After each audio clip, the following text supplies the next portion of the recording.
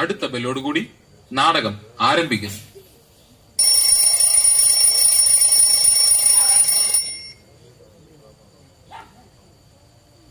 എടിയേ എടിയേ. എന്താ മനുഷ്യ രാവിലെ തന്നെ വന്ന് തൊള്ള തുറന്ന് അലർന്നേ? പൂമുഖത്തേക്ക് ഒരു ബ്ലാക്ക് ടീ. നിങ്ങൾ പത്രം വായിച്ച് ചായയും കുടിച്ചോണ്ട് ഇവിടെ ഇരുന്നോ? ഇന്ന് ഏതാ ദിവസം എന്ന് വല്ല ഓർമ്മയുണ്ടോ? എന്ത് ചോദ്യമായത്? നിന്റെ ബർത്ത്ഡേ ഒക്കെ ഞാൻ മറക്കുവോ? അത് ശരി, അപ്പൊ നിങ്ങക്ക് അതും അറിയില്ലേ? ഇന്നെന്താ ഇന്ന്? എന്റെ മനുഷ്യ, ഇന്ന് അച്ഛൻ വരുന്ന ദിവസാ. വല്ല പിരിവാണോ ഇനി? അതൊന്നും അല്ല, ഇന്ന് വീട് വെഞ്ചിരിപ്പാ. ഓ, അച്ഛന് വേറെ പണിയൊന്നുമില്ലേ? ഒരു അവധി ദിവസം കിട്ടിയത് ഇങ്ങനെ പോയല്ലോ. ദേവദൂഷണം പറയാതെ മനുഷ്യ, നമ്മളോ പ്രാർത്ഥിക്കുന്നില്ല, നമുക്ക് വേണ്ടി അച്ഛനെങ്കിലും പ്രാർത്ഥിക്കട്ടെ. ആ, എന്തെങ്കിലും ആകട്ടെ.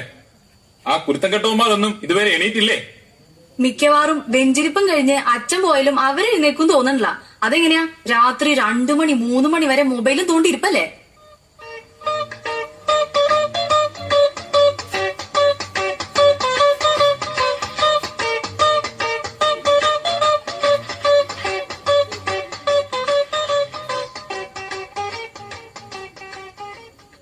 സമയം 12 മണി ആയതേ ഉള്ളല്ലോ. സാറൊന്ന് നേരത്തെ ആണല്ലോ. വെറുതെ ഇവിടെ തലയും ചൊറിഞ്ഞോട്ട് നിക്കാണ്ട് ബാക്കിയുള്ള എന്നെ കൂടെ എണീപ്പിക്കേ. എന്നിട്ട് പോയാൽ മുറിയൊക്കെ വൃത്തിയാക്കിയിട്. എടിയേ, നമ്മുടെ ബൈബിൾ എവിടെയാ? അത് ഉപയോഗിച്ചിട്ട് കൊറേയായി, തപ്പിയെടുക്കണം.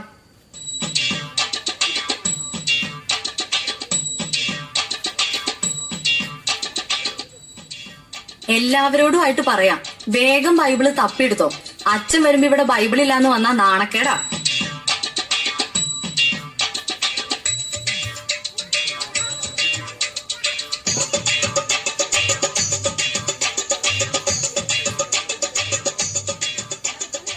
എടി, നീ ആ അപ്പുറത്തെ ശാന്തമ്മയുടെ വീട്ടിൽ പോയിട്ട് ബൈബിള് വാങ്ങിക്കൊണ്ട് വന്നേ. എന്തിനാ അമ്മ ശാന്തി ആന്റിയുടെ വീട്ടിൽ പോകുന്നത്? ഞാൻ മേരി ആന്റിക്ക് घर से ले आती हूँ. കഴിഞ്ഞ ആഴ്ച അവരുടെ പട്ടി നമ്മുടെ പൂച്ച ഓടിച്ചെന്ന് പറഞ്ഞ് ഞാൻ വഴക്കുണ്ടാക്കിയില്ലേ? അന്ന് പുറത്തു പറയാൻ കൊള്ളത്തൊക്കെ ഞാൻ അവളെ വിളിച്ചതാ. മാത്രമല്ല അവളുടെ സ്വഭാവം മോശം. നീ വേഗം പോയിട്ട് ശാന്തമ്മയുടെ അടുത്തുനിന്ന് വാങ്ങിട്ടോ.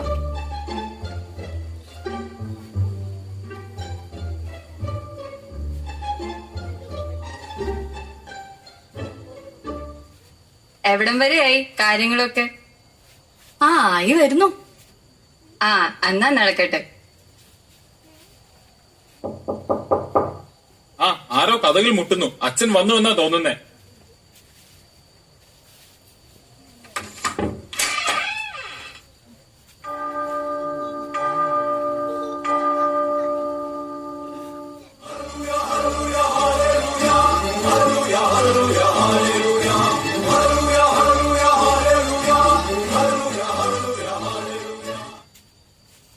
ഈശോ മിശിഹായ്ക്ക് സ്തുതിയായിരിക്കട്ടെ.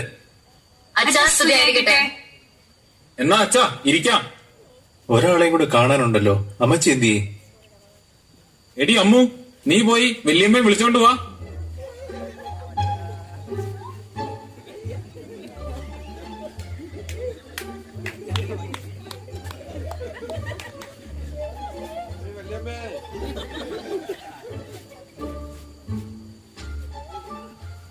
ഈശോ മിശിഹായ്ക്ക് സ്തുതിയായിരിക്കട്ടെ. സ്തുതിയായിരിക്കട്ടെ.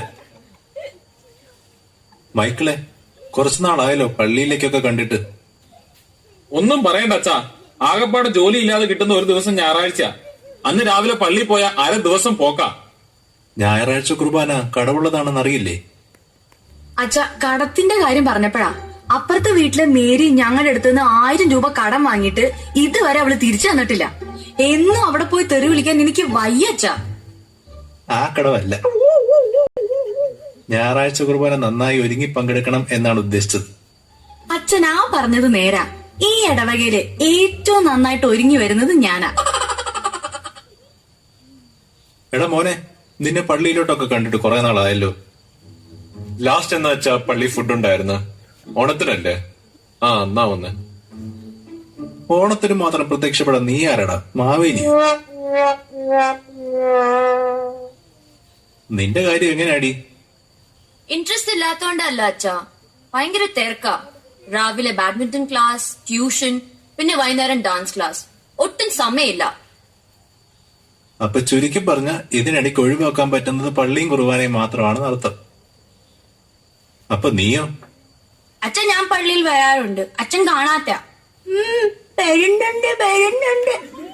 അങ്ങനെയാണെ അടുത്ത ആഴ്ച മുതൽ നിന്നെ പള്ളി മുമ്പിൽ കണ്ടോണം. മക്കളെ, ഈ കുർബാനയ്ക്കും സൺഡേ സ്കൂളിനൊക്കെ നമ്മുടെ ജീവിതത്തിൽ വലിയ പ്രാധാന്യമുണ്ട്.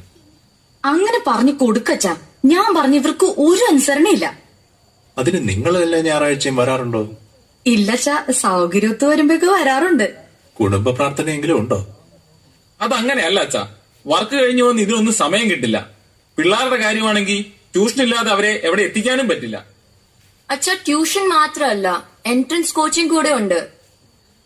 എന്റെ മക്കളെ, നിങ്ങൾക്ക് ഇതിനിടയ്ക്ക് ഭക്ഷണം കഴിക്കാൻ സമയം കിട്ടാറുണ്ടോ? ഭക്ഷണം മുടങ്ങിയാലും കുളി മുടങ്ങിയാലും ട്യൂഷൻ മുടങ്ങാൻ പാടില്ല. അതാണ് ഇവിടുത്തെ റൂൾ. എന്റെ ദൈവമേ, ഇതിലും നല്ലത് ഉഗാണ്ടയായിരുന്നു.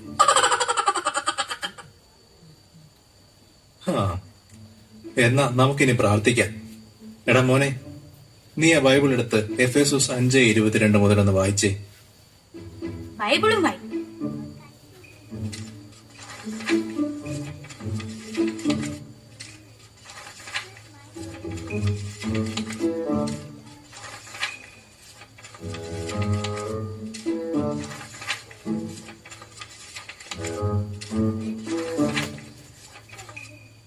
ഓ, കഷ്ടപ്പെടണ്ട, ഞാൻ തന്നെ പറയാം. മക്കളെ, ഇപ്പോൾ നമ്മൾ കൈത്താക്കാലത്തിലാണല്ലോ. കൈതകാലോ? ഇപ്പൊ മഴക്കാലല്ലേ? മിണ്ടാതിരിയടാ. മിണ്ടാതിരിക്കാൻ പറഞ്ഞിട്ട് കാര്യമില്ല. വേദപാഠത്തിന് വേർപ്പിടാതെ ട്യൂഷന് വിട്ടുകഴിഞ്ഞാൽ അവരിതൊക്കെ എങ്ങനെ അറിയും? കൈത്താകാലം എന്നാൽ വിളവെടുപ്പിന്റെ കാലം എന്നാണ്. നമ്മളിൽ നിന്ന് ദൈവം ഫലം ആവശ്യപ്പെടുന്ന കാലം. എന്നാൽ നമ്മളോ ഇന്ന് ലോകത്തിന്റെ ഫലങ്ങളുടെ പുറകെയാണ്. ഞായറാഴ്ചയും പറ്റുമ്പോഴൊക്കെ നിങ്ങൾ കുർബാന കൂടാൻ പള്ളി വരണം. പിന്നെ കുടുംബ പ്രാർത്ഥനയും മുടക്കരുത്. ഇതൊക്കെ പറ്റുന്ന കാര്യമാണോ അച്ഛാ? ഇതൊക്കെ നമുക്ക് പറ്റണം. ദൈവത്തിനായിരിക്കണം നമ്മുടെ ജീവിതത്തിൽ ഒന്നാം സ്ഥാനം. ഇവിടെ നമ്മൾ ഉണ്ടാക്കുന്ന പേരും പെരുമയും ഒന്നും മരിച്ചാൽ നമുക്ക് കൊണ്ടുപോകാൻ പറ്റത്തില്ല. മക്കളെ ദൈവത്തിലേക്ക് നയിക്കേണ്ടതും മാതാപിതാക്കളുടെ ഉത്തരവാദിത്വമാണ്. ഇനി നിങ്ങളെല്ലാം സ്ഥിരമായി പള്ളിയിൽ കണ്ടേക്കണം. ഞങ്ങൾക്ക് തെറ്റ് പറ്റിപ്പോയച്ചാ, ഞങ്ങൾ മനസ്സിലാക്കുന്നു. ഇനി മുതൽ ദൈവത്തിനായിരിക്കും ഞങ്ങളുടെ ജീവിതത്തിൽ ഒന്നാം സ്ഥാനം. ഞായറാഴ്ച കുർബാന ഞങ്ങൾ മുടക്കത്തേയില്ല. കുടുംബ പ്രാർത്ഥനയും മുടക്കില്ല അച്ഛാ. Praise the Lord. ഇന്ന് ഈ കുടുംബത്തിന് രക്ഷ കൈവന്നിരിക്കുന്നു.